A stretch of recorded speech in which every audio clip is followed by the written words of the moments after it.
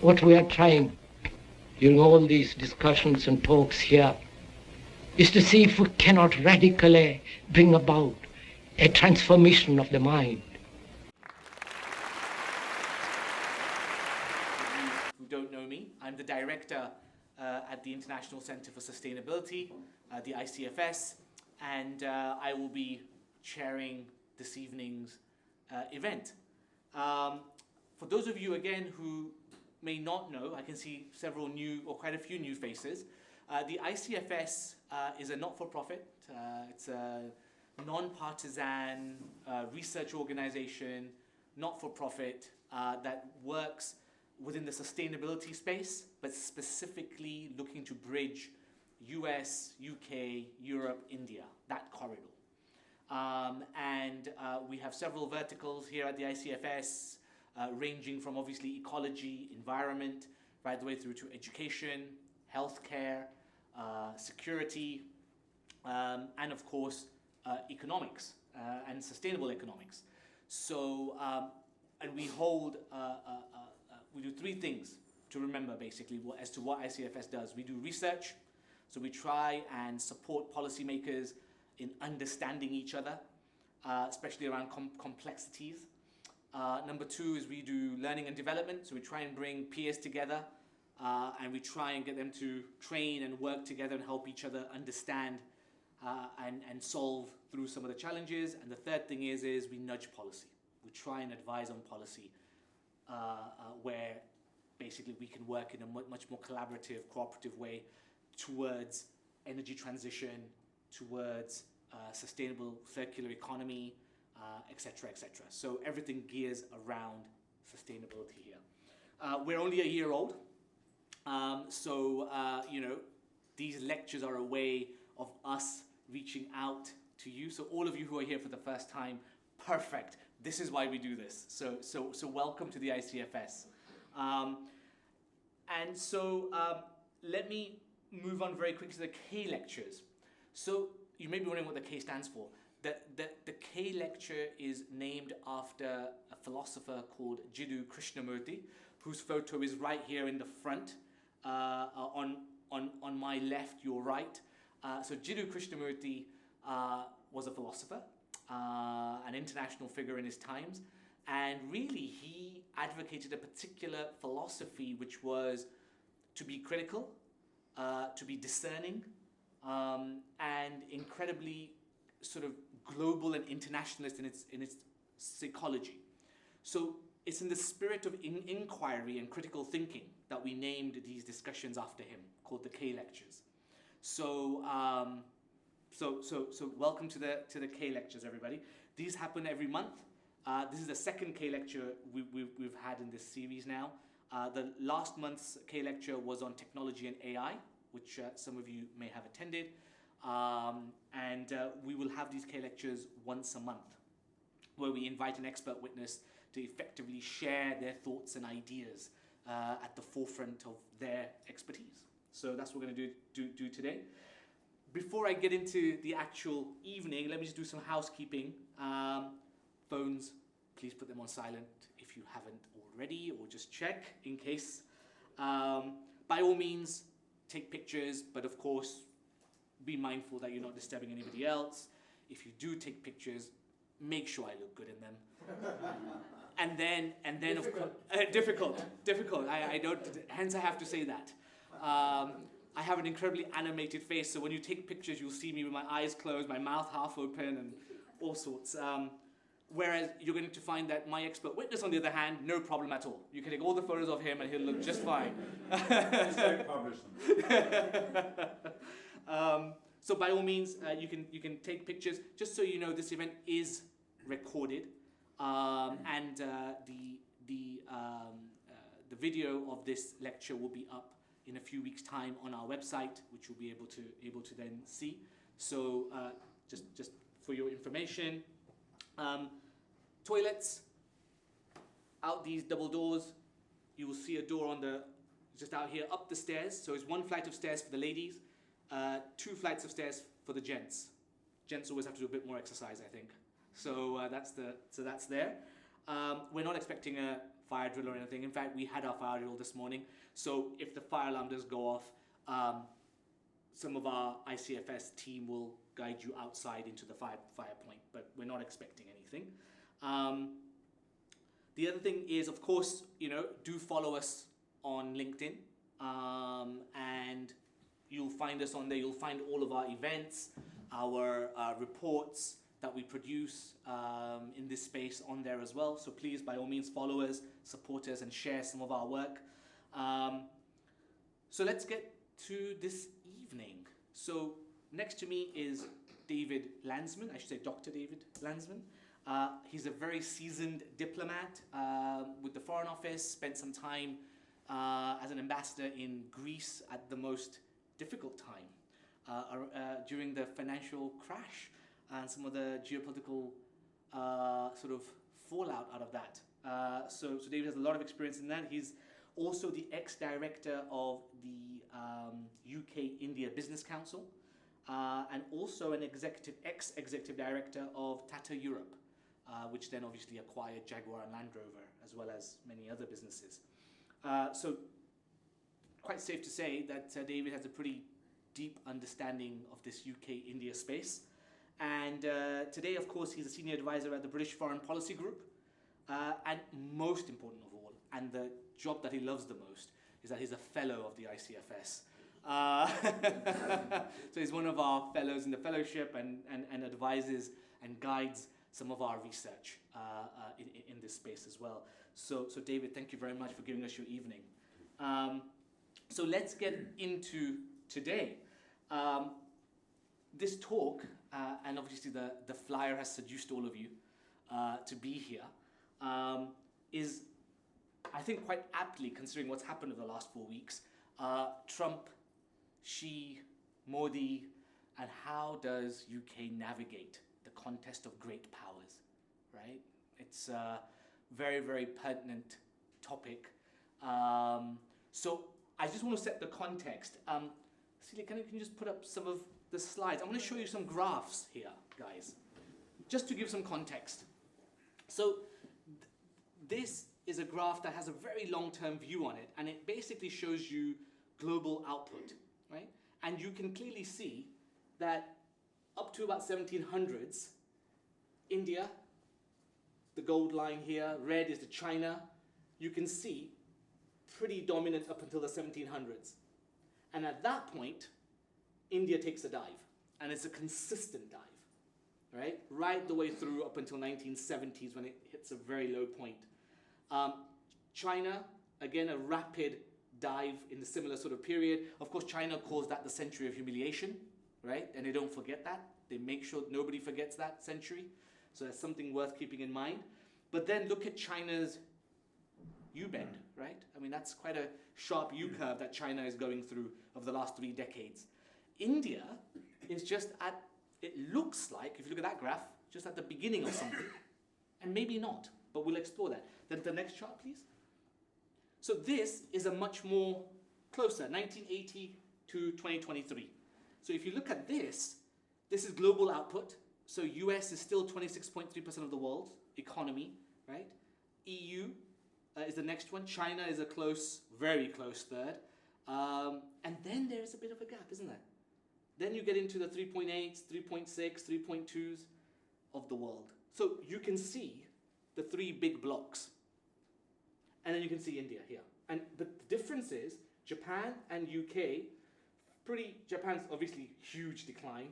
UK is pretty flatline, but India is the one that people expect to be doing what China did. They expect that. It's not happened yet, but that's an expectation. So again, just some context. And then this bit I want to show you as well, quickly for the next graph, here. So this is done by World Bank estimates. Okay, this is what the World Bank thought between 2010 and 2050. And I just want you to draw your attention on the topic of what we're talking about. US, China, UK, and then India. So today, in terms of raw purchasing power, India is number 4. China is number 2. US is number 1 by a long way, right? And UK is number 7. But by 2050, if we were to believe these numbers, right? And you obviously have to take some of it with a pinch of salt. Look at what happens. Look at China, India, then US. Now that's on the basis though, which is not happening by the way, that India grows at 8.1% per annum, year on year out, which is not even close to what's really happening, right? India is close to 6% year on year out. China definitely is not hitting 5.9% either, no matter what their numbers tell you. So you have to take some of this with a pinch of salt. But the reason why I put this up there is that I think it gives context to what people are expecting in terms of over the next 10 years, the 4 big blocks are going to be the European Union, China, India, US, right? And how does UK navigate that, considering as a singular power, we won't be in the top tier maybe. So, next slide. This is defense spending. Since we were all talking about defense this week, I thought this is a worthy slide. Give some context to where we are. Numbers always vary because naturally numbers always vary. So this is from the ISS think tank. Top 15 in 2019 in US dollars. Look at the United States, 684 billion on military spending, right? The next biggest is China on 181. Let's just think about that for a minute. The scale of military spending between the US and China, number 1, number 2. Ginormous. And then India, right here, United Kingdom. So when we think about defense spending, we think about military power, you know, the ability to project your views or yourselves onto the world. I mean, you can see the United States. I mean, this graph is very telling, isn't it? I mean, how much the United States spends compared to the top 15, the next top 15 countries. So when we think about, you know, when commentators always say, oh, well, the US, you know, I mean, US is still absolutely a juggernaut. This is in 2025 by Al Jazeera, so take it with a bit of pinch of salt, but you still see the big blocks. So you've got, in real terms, United States at 880 billion, China at 309 billion, India at 83 billion. And you can see UK at 69. Now, of course, I have to also give some context here. A lot of this money, to be fair, is not necessarily on military hardware, of course. A lot of this money will be on pensions, a lot of this money will be on veterans and so on and so forth. So it's not all hardcore tanks and cybersecurity and all the rest of it, but cyber warfare, sorry. So bear that in mind, but nevertheless, it's, I think, interesting to see. So, given all of this, I want to open this conversation up, David, and really, an opportunity over the next sort of 5 to 7 minutes, the floor is yours. Tell us what you think is happening or going to happen in this space between, you know, and you know, I'll say Trump's US, but of course Trump may only be there for 4 years, right? But given the trajectory of where he's obviously looking to go things in, how do you see the next 10 years, 5 years and then 10 years, shaping out? And specifically in the context of UK, how does UK navigate these 3 blocks? Thank you, Fatin, and thank you for the introduction, and thank you for those graphs, which are, you're right, then one has to take some of those numbers with a pinch of salt, but there is an illustration that gives you something to think about. Yeah, well, there's so much going on, isn't there? But, you know, there's a really good line in one of Ernest Hemingway's novels. Question, how did you go bankrupt? And the answer is gradually and then suddenly. It's a really interesting thought right now, because we're all getting terribly excited, and understandably so, and I suspect in Europe more than most, by the developments across the Atlantic, because Donald Trump's only been president for the last few days, and every day something new happens, and every day somebody reacts to that with something new.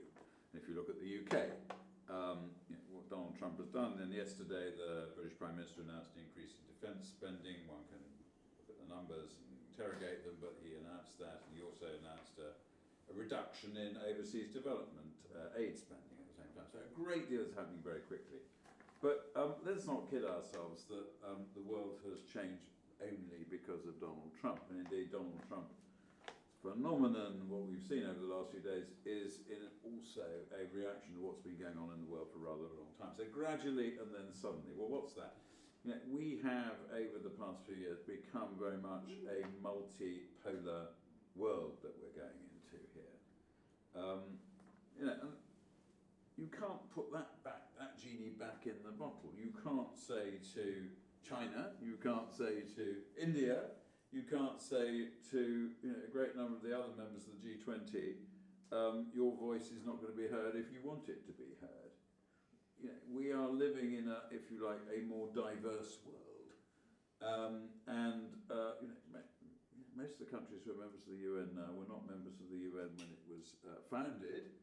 Because they didn't exist as independent countries, because they were colonies of other members of the United Nations. So we're moving into a multipolar world in which China, in which India, but in which quite a number of other countries too, have something that gives them a seat at the table and a desire for a voice, whether that's size, economic strength, natural resources, their position in the world, in geographically or otherwise, that gives them a weight. And once you're into a multipolar world, it's inevitable that the role of the US changes. It is no longer the superpower. And if you're no longer the superpower uncontested, you have interests. And your interests are not just going to be those of the global policeman. In fact, they're not going to be those of the global policeman. So it seems to me that, yes, of course, Donald Trump has changed a great deal from one day to the next. But that is, it's the suddenly bit after the gradually bit. And a lot of this has been coming. Now, it's not the sort of thing that if you've been sitting in Europe, you want to think about in advance. None of us, while we've got a nice, good job, wants to think about what the world might be like if we got sacked. And it's very easy to focus on what is a very comfortable status quo. But the status quo has been challenged for quite a long time, and we are now in that kind of multipolar world. The US is beginning to react. And Donald Trump tells Europe that it needs to spend more on defence. Donald Trump is not the first one to have done that. Previous American presidents have said that. Plenty of people in America have been saying we don't want to be bearing the burden of European security. Why? Because it wasn't Donald Trump who thought about this first. Plenty of people in America have been saying for some time we need to concern ourselves about China. And the pivot to Asia came under Barack Obama and Hillary Clinton. So gradually and then suddenly. This is something which has been evolving for a period of time for a whole range of reasons, primarily because the world has become, it's not something over which the Americans had a choice. It wasn't an American choice to the world to evolve in this way. It wasn't an American choice for China and India and Brazil and Saudi Arabia and many others to matter. And once they matter, there is a inevitable change in the structure, which leads to a change in the way that the US is positioned. And so where we are going now is that gradually and then suddenly. Now, does that mean that there is a change to the rules-based international order?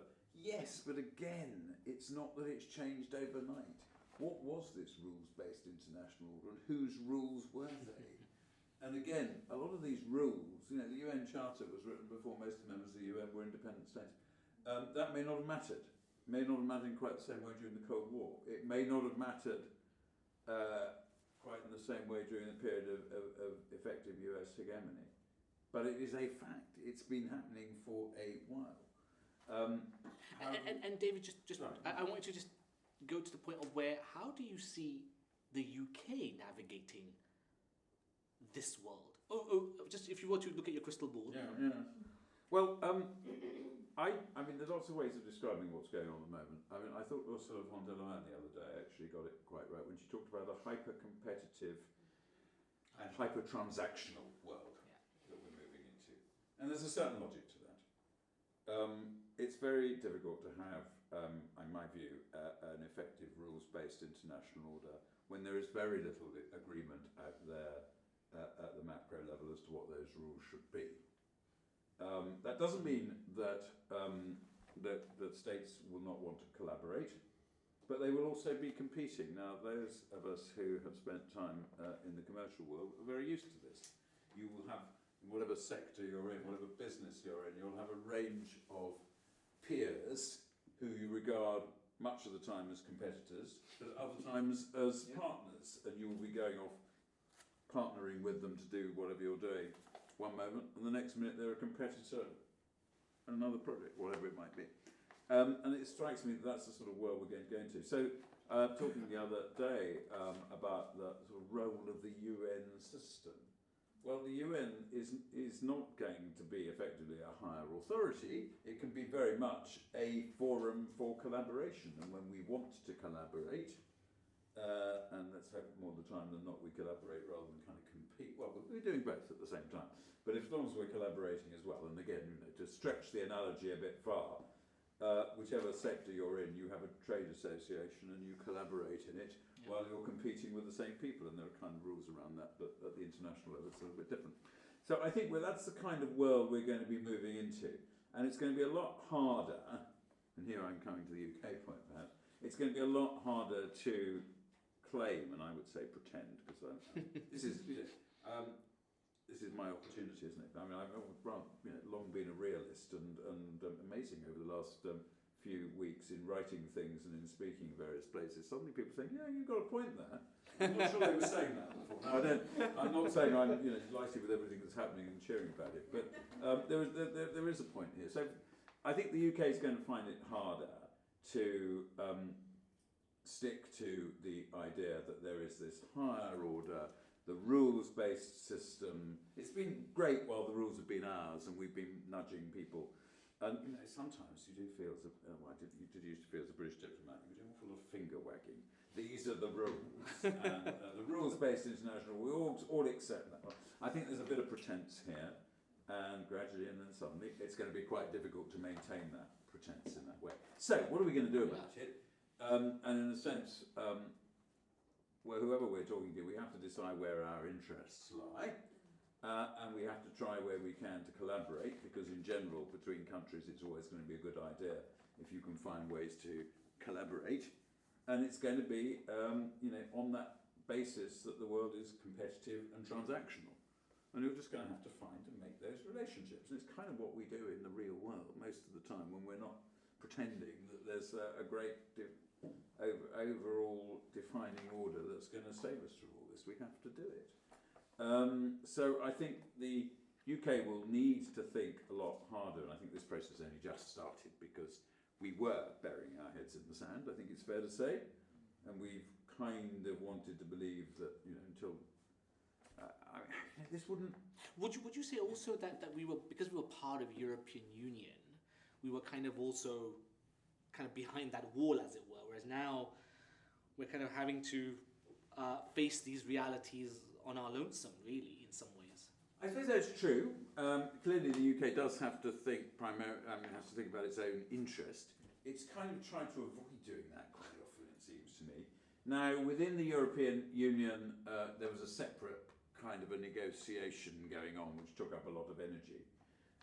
Now we're not in that, and as far as one can tell, we're not going to be in it again in its current form for the foreseeable future.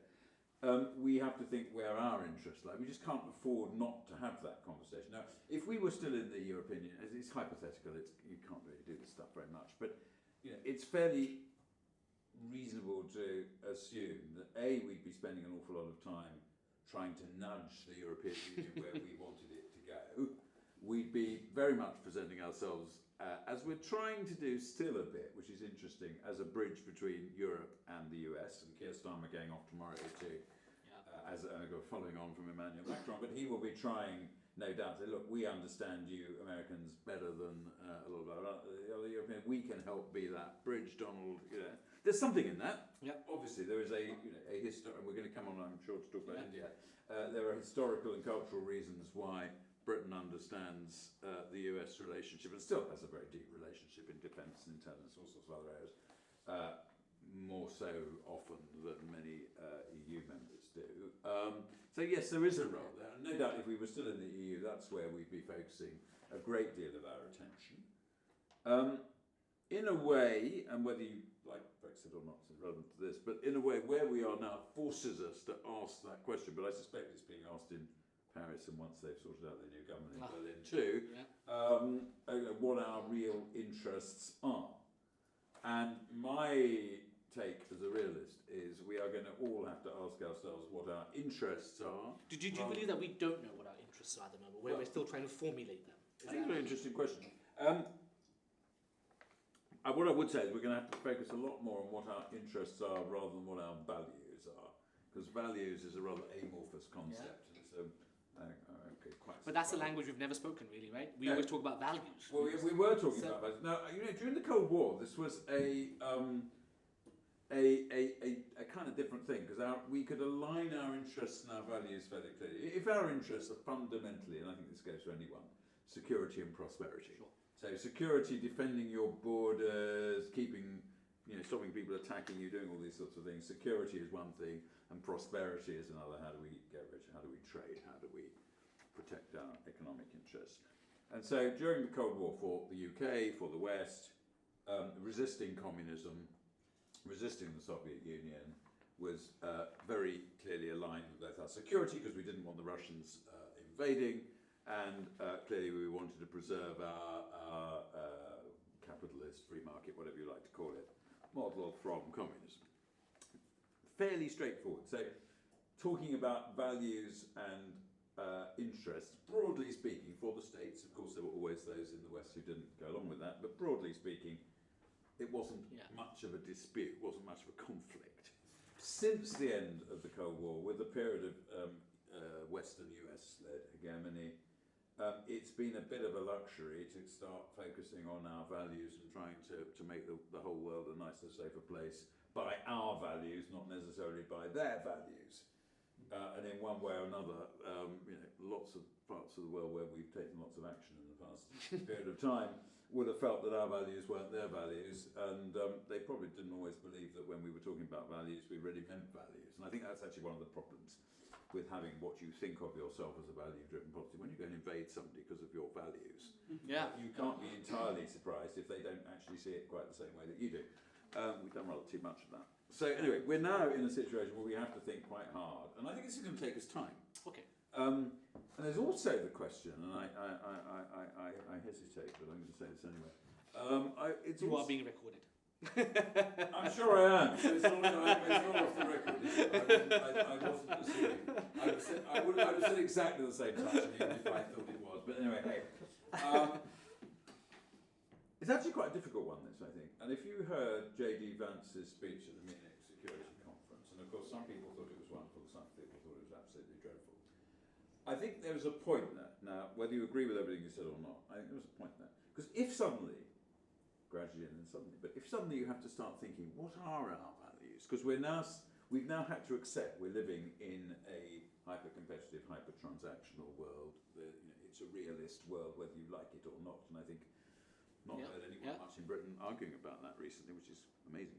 But if you do, you've then got to ask yourself what our values are. And then you've got to ask yourself, well, who are we to have these values? If you haven't really been thinking about that for a long time, because it hasn't been the question, you've then got to ask yourself, well, you mean values, you mean interests? What are interests? So forgive me. You're absolutely right. Sorry. What our interests are. And it's kind of come up, and I do wonder about this.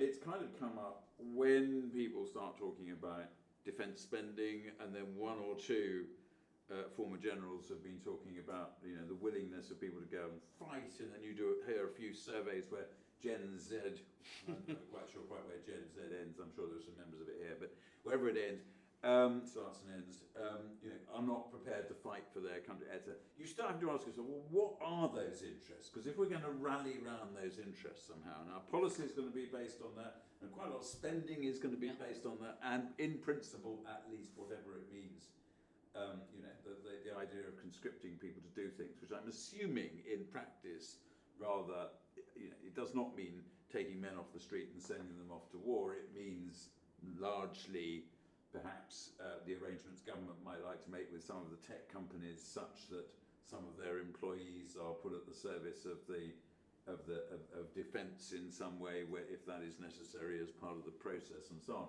But even then, you know, who are those people? Are they prepared to do that? If you're working for, and I say TCS simply because I used to work for the Tartars, and TCS is a very big and strong and powerful defence tech company. If you were to go into a TCS building and say, right, we'd like some of you people, please, to come and work for the British state for cyber defence or whatever. I don't know what people would say, because no one, I guess, has asked them yet. And they have. They have asked. There you go. So it's already happening. So they're asking. And some presumably say yes, and some people say, I'd rather not do that. Essentially, that is the answer. Yeah. That is the answer. But they've had actually, I think, a rather better response than they thought they were going to. That's really, no. But I think it's a kind of question That also will come to. Yeah. that underlies this. Because if you're suddenly being asked actually to do something, I mean, none of us, I speak as a British taxpayer, none of us, I think, have been particularly focused over recent years on how much of our taxes is going in defence. But if that was going up quite significantly, or if we or our children or our friends were being invited to do something very specific for national defence, and as I say, we're not in 1914, so it's not going to be sending vast numbers of people into a battlefield. But whatever that is, we'll start thinking about it, and we'll start wanting to know why we are doing that and what that is for. And I think this is, I'm not saying it's an easy one, I'm not saying it's an impossible one, I think it's just new territory, because going back to that, you know, gradually then suddenly, the perception is that this is something entirely new we're being asked about. So I think there's a whole lot of questions around. So I want to now just steer the conversation towards then, kind of dovetailing into the back of what you said, I want to take it to China. Mm-hmm. Is China the great other that will unify the US, UK, India in having some sort of shared interest, not values, but interest, in order to, shall we say, ring fence or create some sort of bulwark against Chinese influence, Chinese growth, Chinese interests, which may be different to us. So is China the great other, the way in which sometimes the Americans talk like that, and sometimes they don't? And you touched on the fact that also US wanted to concentrate on China over the Europeans. Hence, if the Europeans defend themselves, they can go over to China. Yeah. So is that the case? Can you tell me something about China then, and our reaction to China, and UK's reaction to China, as well as India's? I mean, Some people keep saying that we're in a pre-war period, or they say we're in a new Cold War. What does it mean? Who is the, if we're in a new Cold War, who's on the other side from us? Right. Now, obviously at the moment in Europe there's still a lot of focus on Russia. But if it's China that we're talking about right now, it seems to me there's a big difference between, if that is the case, and if that's the model you've got in your mind, there's a big difference between where we were in the Cold War and where we are now. Now there were moments, of course, when the space rockets went up, the Soviet space rockets, where the West was genuinely frightened that the Soviets were stealing a march.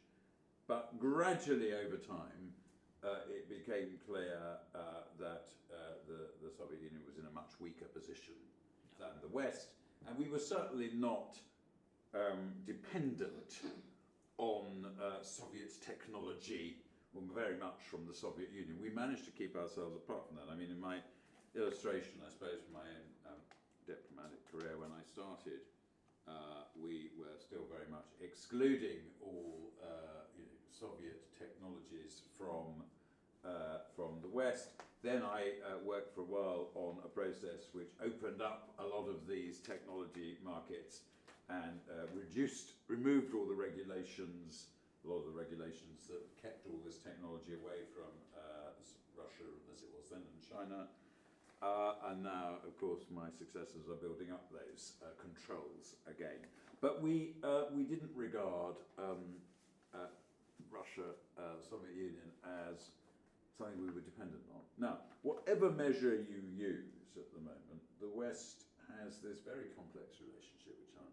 Just look at the debt relationship with China, the US debt relationship with China, capital inflows, trade even now. Look at our own trade with China.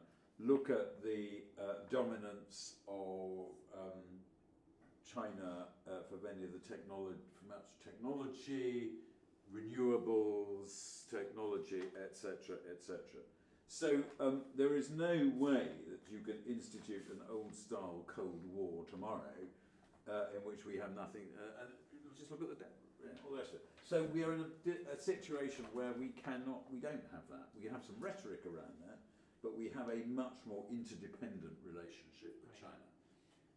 Put the other way, it's going, the cost, and you might have a very impressive looking graph on this one, the cost of complete decoupling from China would go off the scale that you could imagine having. Yeah. So that's not going to happen. It's not viable, I would say. You can, decoupling or de-risking or whatever. You can do some de-risking. You can try to look for alternative, the Vietnams of this world and so on. You can look for alternative supply chains. Well, again, India comes into that story, India comes into that story. But you can't replicate it. You can't replicate it. You can do a bit. I mean, no, Apple. No country, to my knowledge, has the capacity anymore to substitute China for what we depend upon. Yeah. And I've been debating this point for over 20 years because that's a challenge. You can't create that capacity. You can't. So you can do a few things. Apple can open some factories to, or get the Tatas or whoever to build telephones for them in India. But you can't replicate the whole thing. Absolutely. So this is why I think one is entitled to be concerned and ignorant, and therefore doubly concerned perhaps as to what those Chinese goals actually are. Both China's goals more generally, and Xi Jinping's goals more particularly, because he's there for foreseeable future. We are right to be concerned about those, and I think we're right to be concerned of somebody who a system that operates in its own country in the way that it does and treats its own people in the way that it does. We're entitled to be concerned about what it would like to be able to do and how it might be able to do it. But we are not in. We don't have the luxury of saying, well, we'll decouple from that. And that's true for India as much as it is in different ways, but for India and for the UK and for the US. So you've got a bigger problem. Just as the world is more complicated because of the multipolarity, it's an interdependent one. It's not one you can shut yourself off from. David, how do you think we will end up navigating that? Because you've got interests that may align, right? Where China serves a particular interest for me in the here and now. Yeah. But fundamentally, my values are very different. You touched on it, right? Fundamentally, our values are very different. Now, while the interests and values don't clash, you get away with it. You can run parallel streams. But at some point, those values I'm thinking about Taiwan, I'm thinking about South Korea or Japan, where those interests and values will clash. What do you do there? How does UK, or how does, where does, I suppose, how does UK prep for a world like that? And then I'm also going to say, how do we leverage US and India on the other side of this conversation? No, I mean, this is incredibly difficult, and one must avoid glib answers. The fundamental must be you de-risk where you can. You try and spread your risks, because if you're sitting in the UK, it may one day be terribly tempting, like right now when you've got economic problems and there are lots of opportunities from China to go more in that direction. But if you're sitting in Tokyo, that doesn't make a lot of sense. Right. And there are more options out there, and so some degree of de-risking is going to be necessary. But it cannot be decoupling. It cannot be treating China as though it's the Soviet Union of the 80s. You can't do it. But I think we do need to be careful. Yeah. And so what you're suggesting is that there will be some form of de-risking, but not necessarily decoupling. I think that has to be the case. I think that's the only realistic option. Yeah. There will be some areas where you really want to de-risk, and I think where the effort on 5G technology and Huawei, that really is important. I mean, it really is important. We know now that AI, 5G. I think in a lot of these areas we're going to have to somehow work with other like-minded countries, absolutely. US, but also India. To find alternative sources to be able to do the things we want to do without depending on Chinese technology, where that is really essential. And in other areas, we will want to work with China, and we will have practically no choice to do so. Can I put a question to David? In just a moment, I just want to move the conversation on slightly before we hit on the China. I want to then move to this conversation about India, but I will come to you in the question and answer. India, I feel that India in some ways shares a lot of values that we would share. But our interests, more often than not, doesn't seem to align.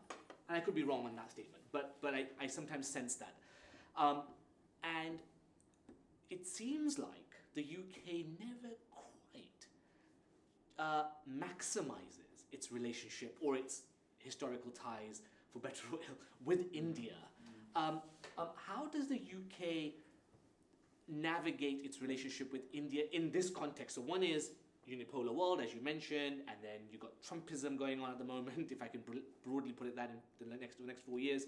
You've got India with its own short-term needs, and they're pretty acute, right? It's still got 400 million people. It needs to get out of poverty. It's got huge energy requirements, huge infrastructure. I mean, we had the chairman of Niti Aayog in here earlier, and he said, 90% of India needs to be built to rebuild. 90%. I mean, these are his words. How does the UK, and then I want to say US, then do a little bit of de-risking from China? Does India play a role in that mix? If so, how? And then number two is, really, what is... I sometimes also feel that India is missing the trick here in getting the best out of the UK and the US. What are your thoughts on that? Because you've got a lot of experience in dealing with India and Indian firms. So, I would agree I think I agree with you on two things. One is that there is a huge opportunity for the UK and India to work closely together. They're doing it in many ways, but there is still a gap, and there's a gap of understanding, probably of one kind or another, different in balance, but gaps of understanding on both sides as to how to do that. And there are lots of reasons for that. I mean, let's perhaps park the history. Yep. Not to say the history doesn't matter at all, but let's just park that and think about some of the others. And I think one of the challenges that the UK has had is and again, this perhaps changes now that we move inevitably, I think, from values to interests a bit more clearly, but in understanding quite where India sits. Because the temptation is, we look at India, we say, right, this is the world's largest democracy. Great, it's a democracy, so we kind of get that.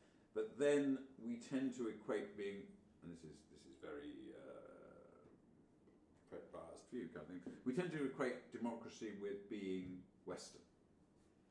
Because that's kind of what we know and what we think. So we then look at India and say, well, it's not a very good democracy because it's not doing all the right things. Because it's not agreeing with us on Russia, and it's not agreeing with us on this and the other. So it can't be a very good... Well, this is not, being a democracy and being Western are not the same thing. Now, clearly, we have a lot of kind of, if you like, values, approaches to life, interests in common. Not sure... We have a lot of interests that are different as well.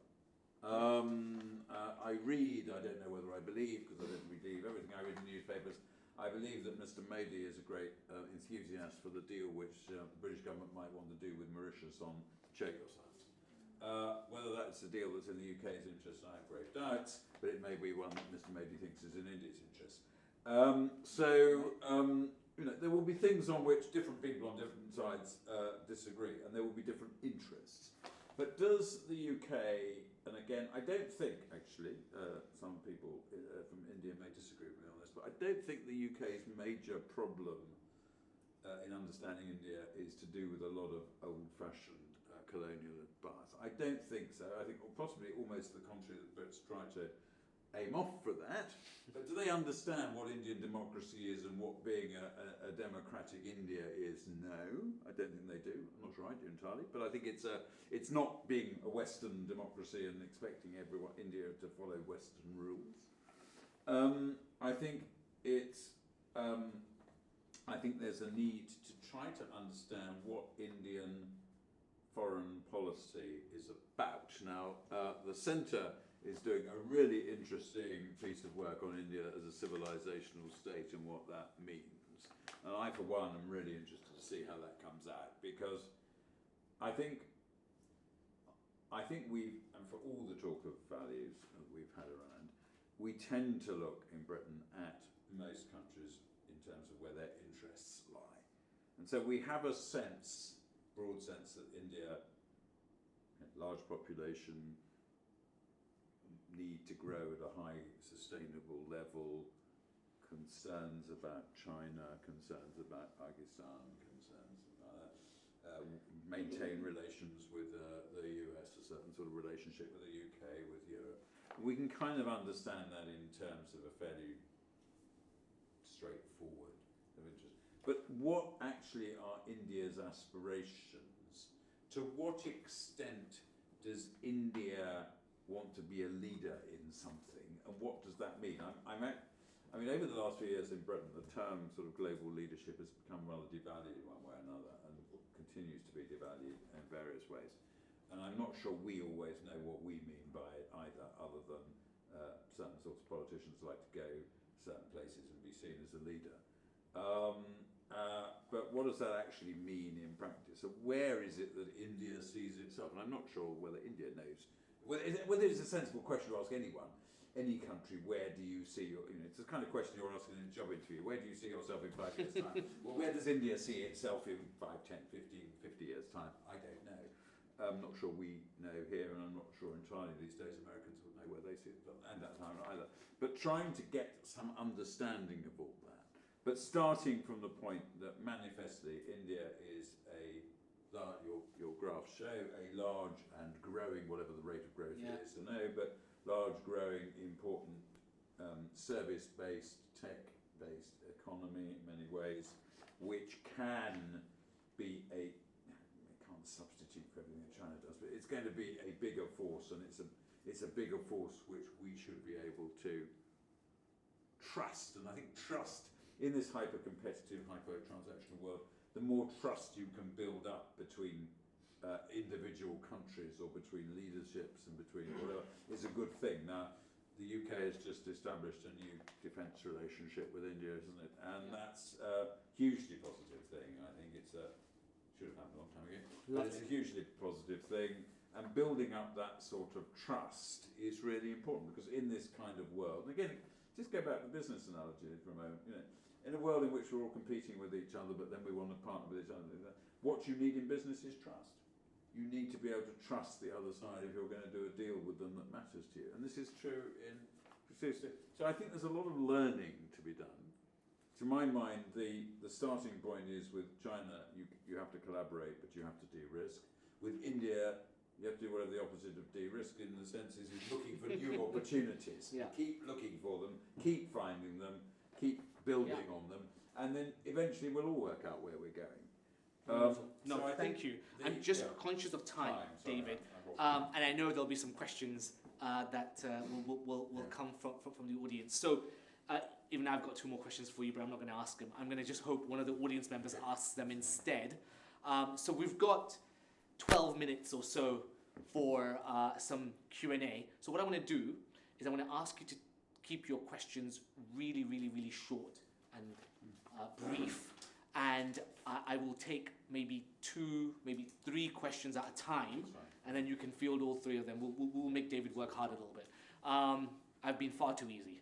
You always are. You're very generous. So what we're going to do is, yes, so any questions, just raise your hands and keep it fairly brisk. You had a question first, so... I'll start. Yes. You've raised a number of interesting points. If you can just use the mic. You've raised a lot of interesting points. We've increased our defense budget. Can we spend it wisely? We don't have a history of that.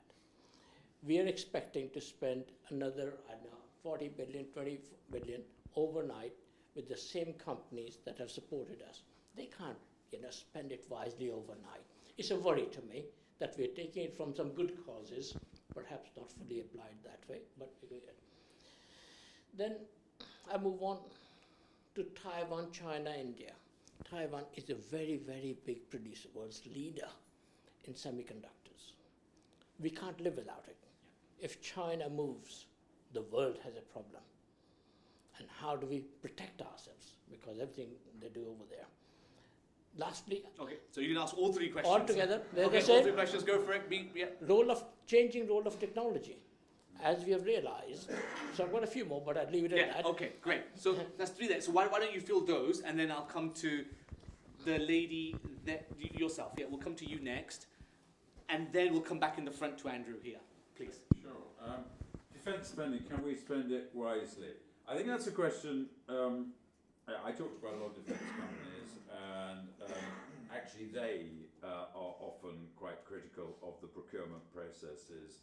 And I think there's a real issue here now, which has been a problem for a while, but I'm not sure I quite understood your last question, but in terms of changing technology, if you have a traditional procurement programme, by the time you've got the piece of kit, this technology will be way out of date. And you have a huge problem. Now, I do think from what we hear from the government that it is kind of aware of that. And the new Defence Secretary, John Healey, has said quite a lot about needing to do so, needing to change the procurement processes and modernise the system. Not sure anyone would disagree with that. I think the challenges are even harder now with the pace of technological change. I mean, I'm naturally very suspicious of an approach to government spending which starts with how much you're going to spend and then decides what you're going to do with it afterwards. Now, there's sound political logic to what's going on here. Of course, NATO has its targets, and when you have an American government, which very understandably, and I think an awful lot of Americans beyond Donald Trump would agree that Europe should be spending more and America should be taking more of the burden. So you look at what you're spending, you've then got to look at how you spend it, and you're absolutely right. It would be nice to be really optimistic that all this extra money is going to be spent really well. I'm concerned. Let's hope that there are lots of people. What I would be encouraged by up to a point is that from the conversations I have with some of the industry and others, there are a lot of people who are working hard and thinking hard about how this can be done. It is not that everyone is sitting there saying, well, it's the best it can be and that's life. There are a lot of people thinking about how you can improve the processes. A lot of people within the Ministry of Defence, quite a lot of the people within the industry are thinking about this, and they're putting in a lot more effort. And I think one of the things that you do need to do, and it's a challenge, you talk about the money's going to go to the same old defence companies, and there's a kind of sense, are they taking advantage, etc. However, I think if you're going to spend a defence budget well, you've got to have somehow a collaborative relationship between government, say the Ministry of Defence, the forces, and the defence industry. So you co-design really, and you co-specify what it is you need. Now, you need the transparency to make sure that these, they behave and they perform to expectations and so on. But it's got to be a collaborative process between the industry and government. Because if it's simply a supplier-customer relationship where you order something and you wait for them to supply it and you see what they've supplied and decide whether you like it or not. You're never going to be able to do that. So I think that there are things. I'm encouraged. I'm concerned like you, but I'm encouraged by the fact that there's a lot of thinking going on this, and no one's complacent. I think that it works now.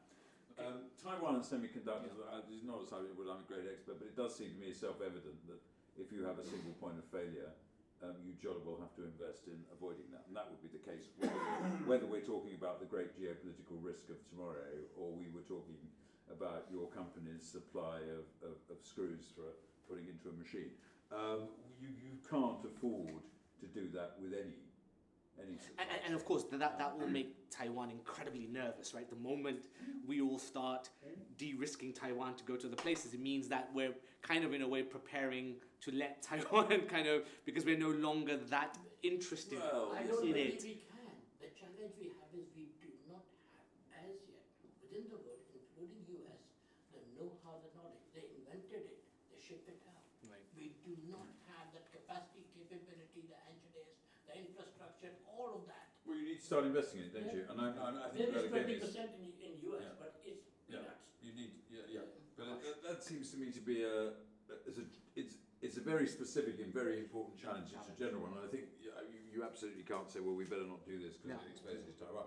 It is something that anyone would want to do. Again, gradually, maybe we should have been thinking about this earlier, but hey.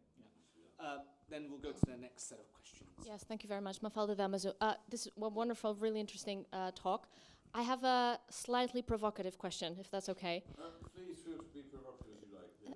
So could it be that the relationship between interests and values is more of a continuum than how we're framing this conversation? And just as a bit of background, so I work on EU cultural and media policies. I have lots of conversations with EU policymakers, but also with actors that are engaged in initiatives around media and culture, namely in African countries, so with which the European Union is using culture as a pillar or a bridge. And what we hear a lot is that the European Union has to work as an equal in order to be taken seriously, right? So the values there are key in order to be seen as a reliable partner. And I understand that we're not talking here about the EU, we're not talking about that, but it made me think when you were talking about interests of the fact that China, for example, in those conversations with these actors, China says, we're going to help you build a museum because we believe like you in decolonization, right?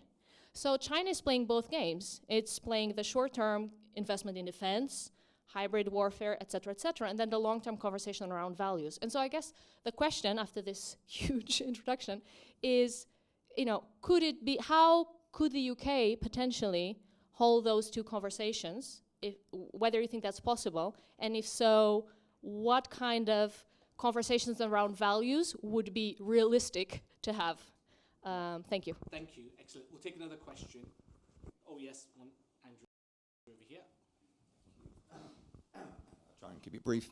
I just had 2 points, really. One was, just to clarify, I think you were talking about the relationship between Britain and China, and you said we had to establish more trust between the two countries. Now, if I'm not mistaken, and Sachin, you said at the beginning about this century of shame that China experienced in the 19th century, pretty much blamed on the British. So have they forgotten that, and is it possible to kind of build those bridges of trust? That was my first point. The second point is, as the other lady mentioned, strategic interests and values, at some stage, they must overlap, right? We haven't, no one's talked here about the challenges of climate change. And I wonder when, especially in an era of rising populism, I think Trump is a symptom rather than a cause. It's happening in Europe, it's starting to happen here, it's happening in many other parts of the world. Climate change and sustainability and net zero seems to be pushed down the agenda because of rising populism. And I just wonder when, interests and values start to clash or start to merge, and where you see that going in the next 10, 15 years. Wonderful. Yeah, you can answer those two questions. I think it's a bit related. Yeah, they are. Interests and values. I think it's a question of where you start. And personally, I think as a realist, and I think the world has become, if it wasn't before, gradually then suddenly realist, you do start with your interests. That's to say, certainly for the West, you don't start saying we're going to go and take action around the world because of our values. We're not going to go and decide that some part of the world needs to be improved, so we'll go and invade it. I mean, I think those days are gone, I hope. So. So you are looking essentially, and I think every country is doing this and will be doing this, looking at your interests in terms of, broadly speaking, your prosperity and your security. Probably the other way around. But you're looking at your fundamental interests. We then said that in a hyper-competitive and transactional world, we still want to collaborate with people. We still want to work with people. We've got lots of reasons for doing that. To help preserve our security in the broader sense, and that includes climate, perhaps, if you like, and also, I'll come back to climate, but and our prosperity. And we want to do that. We want to build trust with others, and that's where, in a sense, your soft power comes in. And China might do it in one way, and we might do it in another way.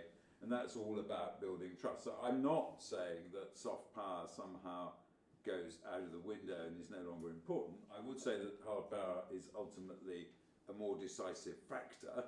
And if you are poor and you have no means of defending yourself, you have a problem which all manner of soft power won't by itself solve for you. But if you want to build trust with people for that side where you absolutely want to be able to collaborate, then all sorts of things are going to come in. And your own kind of the values, if you like, of your own system that you're trying to sell, whether that's whatever our values are or it's the Chinese values or whatever, that still comes in. But it's not what is ultimately driving your foreign policy. And I think, frankly, it's pretty dishonest to say that it is when it isn't, because that doesn't really help you. So that doesn't mean that you were writing off soft power. I wasn't. I hope you didn't think I was trying to do that. So, I don't think I quite said actually that top priority for us was building trust with China, but with India probably. We're with talking in India, that I think I was context. talking about in that context. I mean, again, where you want to collaborate with China, and there are some areas where we do, and some areas where we want to de-risk ourselves. Understanding, and obviously as a former diplomat, I'm rather in favour of understanding other cultures. Understanding, what the Chinese perception of Britain, particularly given the history, and the West more generally is always going to be important. What you do about it is going to be guided, in my view, by your interests. But I think it's still absolutely not suggesting you ride roughshod over it and don't. If you actually want to collaborate with somebody, you better try and understand them. On climate, I'm going to be very. My turn to be provocative. Climate is absolutely one of those areas in which we're going to want to collaborate to achieve whatever it is we are trying to achieve. And I think there's real questions over the way the West has approached the climate issue, but nevertheless, whatever your goals are, you're going to want to do that. But I don't think, however important climate change is, it doesn't defy the laws of geopolitical gravity. No. You are still going to have the same questions. It may be an interest of yours, but it's still going to fit in with the same, in my view, realist framework of geopolitics. May I just dovetail on this? A real example. So India has a short-term interest and a value match when it comes to energy transition. Yeah. So India has no fossil fuels, or no significant fossil fuels, so it has to go green for strategic reasons, and has to do it very quickly, otherwise it's dependent on everybody else. So therefore it's going green. Now its values also add up to that, so that's a fine match. But to your point, they can't manufacture enough solar panels, and so they're having to buy it from China. Right? So on the one hand, they're threatened by China. On the other hand, they're having to buy panels from China in order to marry up their values and their interests. I mean, that I suppose... Laws of gravity, I think, and the world. you have to kind of work within those, I would say. So I am, we're out of time. We're 3-4 minutes over. You will have questions. I will allow you to collar David before he leaves through that door and ask him questions yourself. No problem at all. You can do that. First and foremost, thank you everybody, and thank you David for taking your time out this evening. So I hope you all enjoyed that. I hope you found that intellectually stimulating and lots of food for thought there. All I will leave you with is to say, look, now you've been to the ICFS, do join us for future talks, do become members of the centre. In fact, we'll only open the doors until you sign up to the membership. No, I'll let you out on the basis that you take a membership form at least, a card over there. So, but do support us, do come to future talks. Now you know where we are. Do follow us on LinkedIn. And like I say, very soon this video will be up on our website. So by all means, you'll be able to watch some of these more succinct points that David has put forward on there. So without further ado, please talk to each other, network for a little while, and of course, leave after you've given us all your money. Thank you very much.